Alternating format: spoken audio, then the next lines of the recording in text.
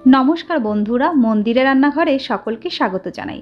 আজকে আবার হাজির হয়ে গেছে এক নতুন ধরনের রেসিপি নিয়ে। আশা করব আপনাদের অনেক ভালো লাগবে। পুরো রেসিপি দেখার অনুরোধ রইল। আশা করব আপনাদের অনেক ভালো লাগবে। শীতের প্রায় শেষের দিকে এখন কিন্তু এই শীষ পালন কিন্তু প্রচুর পরিমাণে বাজারে পাওয়া যায়, আর এখন কিন্তু প্রায় শেষেরও পথে। তাই চলুন এই শীষ পালং দিয়ে আপনাদের একটা রেসিপি শেয়ার করি।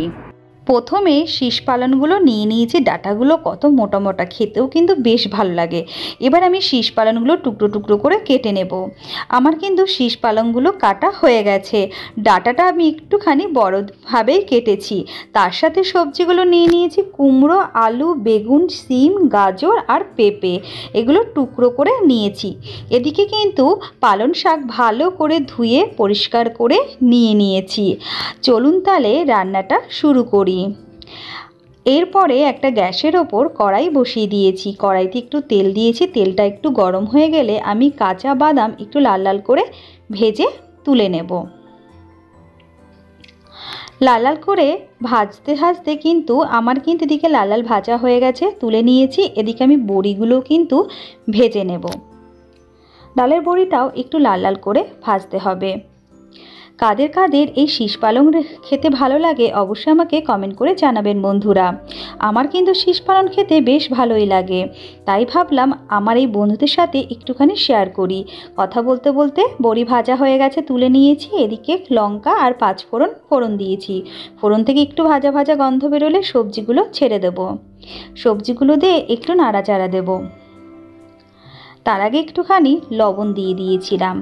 সামান্য পরিমাণে লবণ দিয়ে এবার কিন্তু সবজিগুলো নাড়াচাড়া দিয়ে ঢাকনা দিয়ে ঢেকে এই সবজিটাকে একটুখানি সিদ্ধ হতে দেব। আর এভাবে পালং শাকের রেসিপিটা করলে কিন্তু বেশ ভালো লাগে। এবার ঢাকনা দিয়ে ঢেকে দিয়েছি। ঢাকনা দিয়ে ঢাকার পর 2 থেকে 3 মিনিট পর আবার ঢাকনা খুলে একটুখানি নাড়াচাড়া দিয়ে আবার ঢাকনা দিয়ে ঢেকে দেব। এভাবেও আপনারা করতে পারেন। আবার সব সবজি প্রেসার কুকারে দিয়ে শাক দিয়ে একটু সিটি দিয়েও কিন্তু আপনারা রান্না করতে পারেন। এরপরে ঢাকনা খুলে আমি বেশ খানিকটা কাঁচা পাকা চেরা লঙ্কা আর দিয়েছি একটা টমেটো কুচি দিয়ে এরপরে একটা মশলা বানিয়ে নিই। চলুন, হাফ চামচের মতো নিয়েছি আদা বাটা আর 1 চামচের মতো জিরার গুঁড়ো আর সামান্য পরিমাণে হলুদ দিয়ে একটা সুন্দর পেস্ট বানিয়ে নিয়েছি। সেই পেস্টটাও কিন্তু ওই সবজির মধ্যে দিয়ে দেব। দিয়ে এবার ভালোভাবে কিন্তু সবজির সাথে এটা কষাতে হবে। একটুখানি 3-4 মিনিট নাড়ানোর পর 1-2 মিনিট নাড়ানোর পর আমি দিয়ে দেব পালং শাকটা। পালং শাক দিয়ে ঢাকনা দিয়ে ঢেকে দেব। কেউ চাইলে পালং শাক একটুখানি সিদ্ধ লবণ দিয়ে হালকা একটু সিটি দিয়েও নিয়ে দিতে পারেন, সেক্ষেত্রে খুব তাড়াতাড়ি হয়ে যায়। ঢাকনা দিয়ে ঢেকে দেখলাম অনেকটা সিদ্ধ হয়ে গেছে আর জলও কিন্তু ছেড়ে দিয়েছে। এর মধ্যে আবার একটু স্বাদ অনুসারে লবণ দিয়েছি আর সামান্য একটুখানি স্বাদ অনুসারে একটু মিষ্টি দিয়েছি। শাকে একটু মিষ্টি হলে খেতে বেশ ভালো লাগে, তাই আমি একটু মিষ্টি দিই। দিয়ে আবার নাড়াচাড়া দিয়ে ঢাকনা দিয়ে ঢেকে দেব।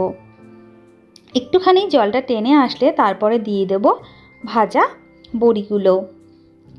ভাজা বড়ি দেওয়ার পর একটুখানি নাড়াচাড়া দেব। বন্ধুরা অবশ্যই একবার এভাবে শীষ পালং রেসিপিটা ট্রাই করে অবশ্যই কমেন্ট করে জানাবেন আপনাদের কেমন লাগলো। গরম ভাতে দারুণই লাগে এই শীতের দিনে। এবার কিন্তু বড়ি দিয়ে 1-2 মিনিট ঢাকনা দিয়ে ঢেকে দিয়েছিলাম। এরপরে দিয়ে দেবো যে ভাজা বাদামটা আধ ভাঙা করে দিয়েছি আমি, খোসাটা আর ফেলিনি। কেউ চাইলে একটু খোসা ফেলেও দিয়ে নিতে পারেন। বাদামগুলো দিয়ে নাড়াচাড়া করে নামিয়ে নিলে রেডি হয়ে যাবে আমার এই শীষ পালং চচ্চড়ি বা পালং শাক, যেটাই আপনারা বলুন, বা লাবড়া, দুটোতেই কিন্তু বলা যায়। খেতে কিন্তু বেশ লাগে। আর নতুন বন্ধুরা অবশ্যই করে চ্যানেলটা সাবস্ক্রাইব করে দেবেন, পাশে থাকা বেল আইকনটি অন করে দেবেন, যাতে নতুন নতুন ভিডিও আপনারা চটজলদি আপনাদের কাছে পৌঁছে যায়, আপনারা দেখতে পারেন, একটু মিস না হয়। অবশ্যই রেসিপি ভালো লাগলে লাইক শেয়ার কমেন্ট করে দেবেন। কে কোথা থেকে দেখছেন অবশ্যই আমাকে কমেন্ট করে জানাবেন বন্ধুরা। রেসিপি ভালো লাগলে অবশ্যই লাইক শেয়ার করে দেবেন। আর ভালো থাকবেন, সুস্থ থাকবেন। আবার দেখা হবে নেক্সট কোনো নতুন রেসিপি নিয়ে। আজকের মতন